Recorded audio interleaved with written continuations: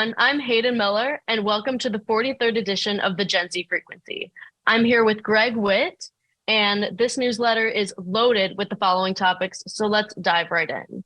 First, we got our spotlight article, Important Developments in the Business of Youth Culture. So the FTC has recently released revised guidelines for endorsements and proposed a new rule. So that could impact a lot of influencers and businesses and brand deals. So what's happening with that, Greg?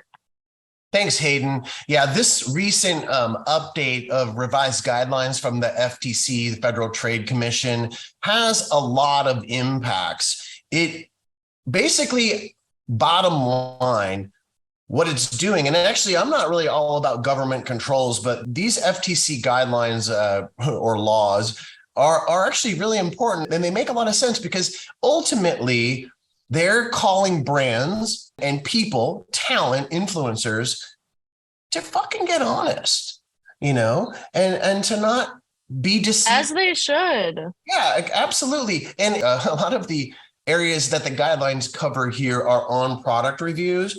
And in terms of product reviews, it really is quite, I don't want to say restrictive in a bad way, but really this is about inspiring and motivating people to really do reviews versus planting reviews, seeding reviews, having your friends, family, or employees go in and do a bunch of reviews. And then it's about really, truly having had a brand, product, or service experience that merits a review. So it puts a lot of parameters, and I want to say, again, I'm not trying to say constraints or limitations in a bad way, but it really gets reviews, to be honest. Now, without going into every aspect of these guidelines, when you think of endorsements and talent, influencers, if you will, what gets very interesting, and I think is very important, is that it's calling brands and talent to be transparent and talk about their relation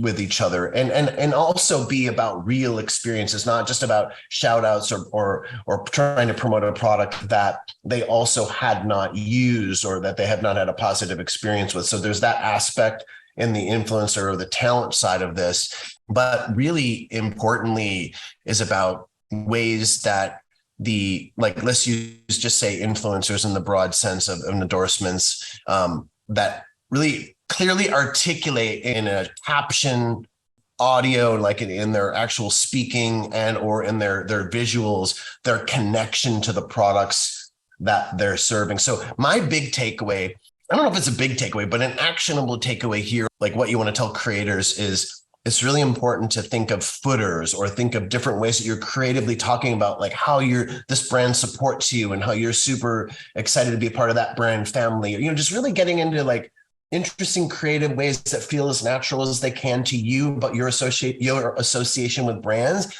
But then for brands who are briefing talent and working sometimes with 50, 100, or even 500 or more ambassadors or influencers, is getting very creative in briefing and guidelines and giving these young creators or these creators the tools, footers, ideas, ways that they can really demonstrated examples of how they can go beyond just saying ad or sponsored in the types of posts that they're doing, and then giving them visual examples to educate them and guide them of how they would do that type of integration in their content, because it's not something that a lot of genres even want to do. So they have to feel that it's a natural way that they're incorporating the brand in that. So I'm going to move on, but I think it's good that we do spend a little bit of extra time on these FTC guidelines, and then stay tuned and keep following us, because we're going to have a lot of how-to content, a lot of tips content that's going to keep coming out on ways that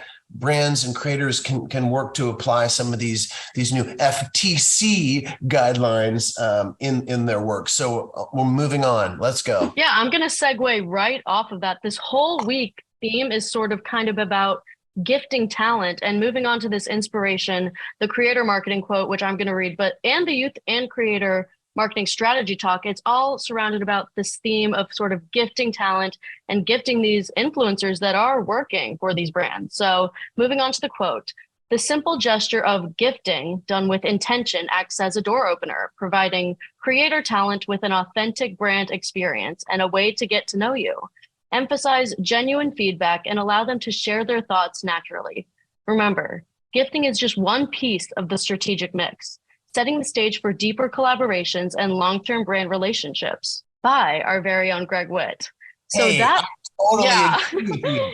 I totally agree with you. I agree as well. Super important just to, give back, honestly, if you're a bigger brand working with these creators and using their talent, the simple gesture of gifting is just exactly that. So moving on to our creator marketing strategy talk, that goes, again, if you didn't have the chance to click on it, that goes deeper into sort of the importance of gifting these influencers. Tell us a little bit more of what you said in the video. Like when it comes down to gifting, where we've been very successful working with our clients is gifting as a part of opening up the door. Gifting is just a starting place within your mix of various different tactics and creative ways of working with talent. Because at the end of the day, when you're gifting something, you're opening the door to start having a dialogue. Often it's not even that particular product gifted has to be loved and immediately turned into a thing for exposure. Like it can be equal. We found it often it's equally opens the door to a longer term relationship, just in the fact that they got that gifted package. And even if the talented influencer or creator is like, yeah, I don't really like that particular product, but now we're having a dialogue. Hey, like, I feel like how you send that to me, like the way that your brand is positioned or any aspect of it starts to create a dialogue. It can even be feedback that's like, I don't even like that product and here's why. And then that can also be informative, but it really creates, it's like the starting point. Once you've vetted somebody, then there's that gifting. And yes, gifting can also be leveraged for exposure, but I think that companies that really want to take a long-term approach and be effective have to see gifting as kind of like the starting point. This is super important for those that are getting into it or trying to really vamp up their creator or influencer marketing efforts. So we can move on. Now we're going to switch gears and head to the youth empowerment corner. Miss Arisa Trew has changed the absolute skate game. She's 13, and this week we are honored to recognize her. She has recently become the first female skateboarder to successfully land a 720-degree spin in a competition at 13 years old. This is insanely impactful, and in the world of skateboarding, and it's just a win for the girls. Congrats, Arisa. That is awesome. Yeah. Thanks to Tony Hawk for the Vert Alert and bringing this, creating the place, the venue to showcase this talent. And then just like what this means to young females, like just everybody, because what it does is it's so far beyond just like making a great trick. It's the fact that like, yes, you can do it. Other people like you and younger can do it. And it just like ups the level of confidence in young people worldwide, like really quickly. So, rant over, but yeah, Arisa Trew, that was super rad. Yeah. Moving on to our lovely industry news bites. Greg, kick us off. Well, Threads is here. And what are we going to say about Threads that hasn't been said already? Probably nothing. For any of you living under a rock, Threads is basically Meta, Instagram's Twitter, and Threads lets you connect with communities and discuss everything from anything you want. And is Twitter done?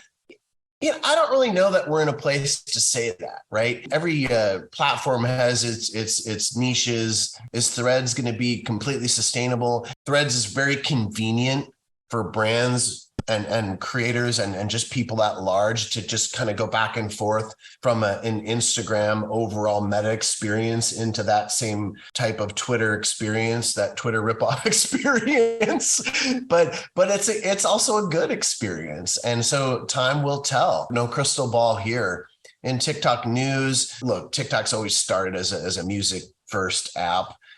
So seeing TikTok launching into a full-on music service with TikTok now in Brazil and Indonesia is something not surprising. It's not stated to be in their future plans to be bringing this to the US, but who knows? TikTok continues to innovate. Always stay tuned. Yeah. And now we have Magic Spoon, a healthy alternative cereal brand, is using algorithms to find the best fit non-influencers to promote their product while embracing that there is not a one-size-fits-all approach to target a particular demographic. True that. Armani Beauty enlists 4 male Gen Z ambassadors from the Gen A team to launch its new scent, Aqua di... I'm not going to try and pronounce that. Talk about a brand aiming to appeal to younger audiences and break away from older traditional brand associations. Go check out Armani Beauty. Next, we have Gen Z marketing. Taste buds do be evolving and brands are taking notice. More chicken, lighter beer, pink drinks. Companies craft new products for Gen Z taste. Check that one out. That's a really good read. Youth brand. This brand was built for Gen Z from its roots. Noteworthy strategies from August. A period care brand whose founder found an opportunity in a crowded market through youth audiences. Moving on to digital banking. More young adults are adopting digital banking to manage their money, and FICO's report shows that Gen Z, Millennial, and Gen X groups want personalized fintech services. Is Wall Street going to be able to keep up? I don't know, but in streetwear, it's time to take a look at the top 25 brands to keep an eye on in 2023 and beyond. Whether you're a longtime fan or new to the game, these brands are actually worth keeping on your radar. The funniest thing about this is it's from like Yahoo News and it's on point. Click through. Gfycat shutdown. Oh crap. The Snap-owned GIF hub is shutting down September 1st. Our respects, RIP Gfycat. Now, Snap is going to continue to support those GIFs, so no need to freak out. Tyshawn Jones is the first Black pro skateboarder and 2-time Thrasher Skater of the Year winner. Tyshawn Jones discusses his latest ventures, skateboarding and diversifying the sport.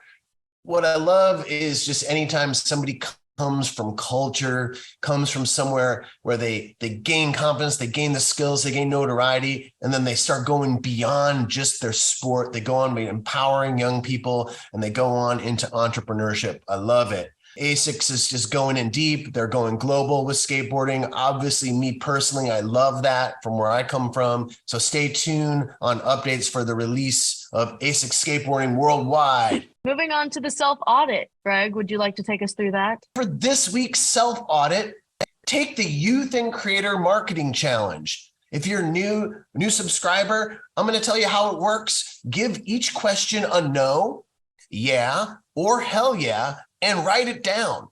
No equals 0 points, yeah equals 5 points, and hell yeah equals 10. So here we go.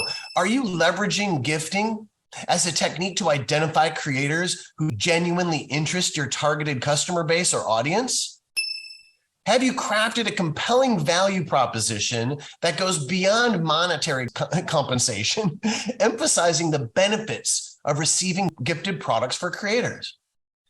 3, are you establishing and nurturing relationships with influential creators through gifting initiatives that extend beyond one-time engagements and fostering long-term collaboration and content creation? 4, do creators express genuine excitement when sharing their experience of receiving and using gifted products from your brand with other creators and their fans? Interesting question. 5, can you measure and confidently affirm that gifting as a technique positively impacts your brand? How do you even assess and validate the effectiveness of gifting in reaching and engaging your target audience through creators?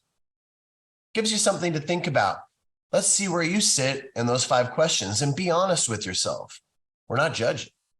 So if you scored 25 points or more, you're probably a gifting pro. But that doesn't mean that it's the right solution for everyone. We just wanted to get you thinking. Thanks so much for tuning into the Gen Z Frequency newsletter. If you enjoyed what you heard today, we encourage you to hit the subscribe button and share it with colleagues or friends who you think would find it valuable. Stay tuned for more youth market and creator economy news you can use. We'll be back next week with fresh perspectives on all things youth culture and creator marketing. Thank you and see you next time. Peace.